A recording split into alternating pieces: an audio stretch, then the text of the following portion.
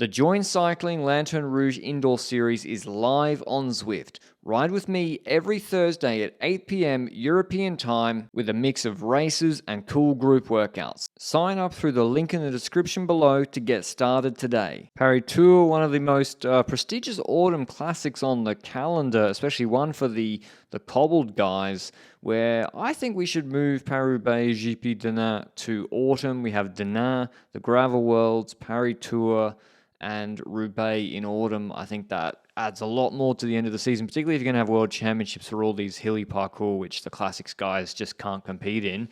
Why not have something for them with more prestigious races in the autumn? But we have this one here. It's got a lot of gravel sectors, harsh gravel too, in the back end of the race, interspersed with some hilly, punchy, short hills. So only 1,700 meters of climbing in the race, but you have to have some punch. So it suits guys like Laporte, who won last year, Vacek, classics specialists, as well as hill classics guys like Paul Lapera. His teammate Jordan Labrosse was in the breakaway, and he flats. And that's also the story of this race. There's some sharp gravel, and you got to be lucky. You can flat out of this race pretty easily, and with 62 Ks to go, there were some echelons pre-coverage, but the attacks begin off the sectors. There weren't really any gaps created on the sectors. It thinned it out. It would create like a group of 30, and then off the sectors, you see the Trek were really trying to force something with Vacek, with Albert Philipsen. Tudor were responding. Matteo Trentin had won this race twice before, but I think when it was a different route, Nicolas Brouillard for Saint Michel was good. I think he goes to World Tour next year. And we just see, attacks again. Axel Laurence before, Josh Tarling, Trek. And so Matthew Brennan was having to respond maybe too eager, or maybe he knew that Christophe Laporte was the man to defend for Visma. Campenaerts comes back. So Visma had controlled early. They then control in that phase. But Decathlon have got other ideas on this kicker. So there's a steep paved kicker that then goes into the Chemin de Vigne de la Grosse Pierre.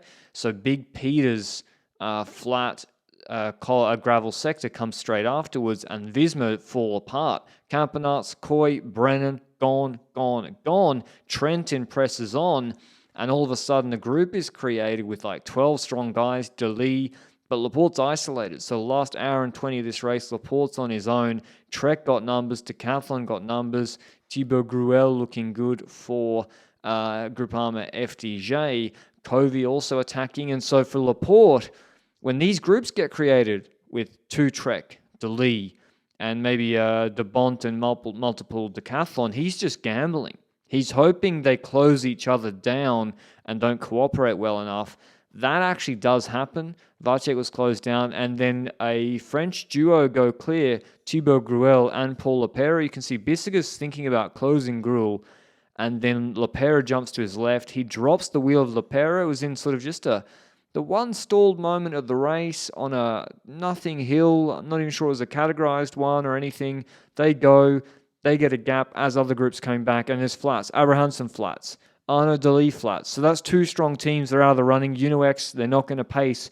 And they're also riding for UCI points. Like UnoX are not riding for the win. Neither are Cofidis. They're riding to maximize UCI points with multiple riders. So they're not going to pull. Especially not when Abrahamsen's had a flat. So Trek, it was all falling to them. They were now the strongest team in the race, with Decathlon the second strongest up the road. Sturven launches Vacek, Philipsen, and they're trying to just create a group with two of those guys in that maybe will cooperate.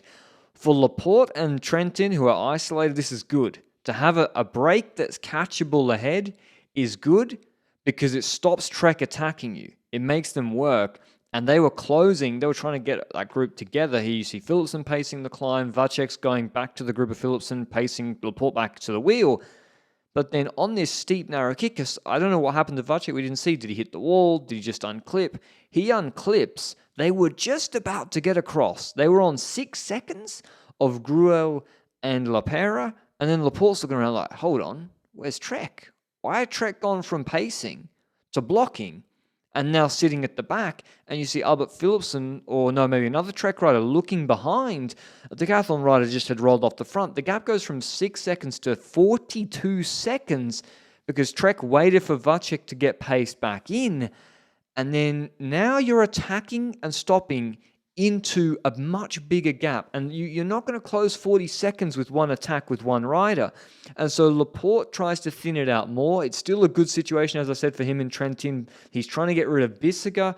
It cuts back. That group's created. Trentin saying, let's work. Bissiger's trying to muck things up. But now you've got two Trek. But for Trentin and Laporte, the Trek can't attack them. If they attack them, they're not going to get across to Lepera and Gruel. And then it's somewhat surprising then to see Laporte attack on this hill. Maybe he was trying to get rid of Bissiger, who was sitting on. Bissiger's able to close him down. But Vacek's dropped. And because he's dropped, at this moment, Philipsen's still thinking about playing the numbers game. Also because Laporte is faster than him, so he skips a turn. With the other two just ahead, so with him skipping a turn, with Bissiger skipping a turn, that just means they're not going to catch the two ahead when it's 2 versus 2, and the two behind are not going to pull fully committed if they've got two guys sitting on their wheel. Eventually, Philipsen gets the call to pull. That was the right one. Vacek wasn't coming back. And yeah, you're just not going to win the race unless you pull with the gap at 10 seconds with 3.6 Ks to go. So he and Trek do the right thing. Those three contribute. But for Bissiger and Decathlon, it's looking gravy. You've got a rider in the group behind in case it comes back. You've got Lepera, who's maybe equally as fast as Thibaut Gruel in front. It's about 50-50 in the sprint between them. Laporte's having to work all out. And then Lepera just stops pulling. 1K to go. I kind of expected this to happen. The two completely bluff each other out. I mean, Decathlon, like Bissiger's not going to win the sprint behind. It's now too late to play the numbers game. Decathlon do have two, but you can't roll attacks with 2Ks to go if they'd even stopped earlier. They're pot committed now to the sprint with Gruel. And Gruel also just stops pulling. And Bissiger, I was thinking, okay, at least you throw in one dig. 700 meters to go. He's going to attack from behind. At least he forces Laporte. He forces Trentin to close him. No, he goes to the front. So instead of Decathlon and Lepera accepting a one-up sprint against Thibaut Gruel, they wait so that Bissiger can do a lead-out for Lepera to sprint against Trentin and Laporte. So Laporte and Trentin probably couldn't believe their luck. For Trek, they got unlucky with whatever happened to Vacek in that narrow hill. Maybe they could have played the numbers game, but in the end, the two isolated veteran classics riders, both of whom have won this race before, got their chance perfectly timed to sprint for the win without anyone rolling attacks on them, and Trentin launched first from the back with speed and takes his third Paris Tour victory. Very, very entertaining last hour, I must say. If you want to watch some good racing after Lombardia yesterday, maybe go and watch this on replay. Trentin winning ahead of Laporte, Philipsen, Lepera, Gruel, Bissiger, Vacek, then Godon on the sprint behind. Well, I hope you enjoyed the videos this year. This is my last race recap of the year. Quite a good one to finish. And I guess I'll see you with the Alula Tour in the end of January next year. Ciao, ciao.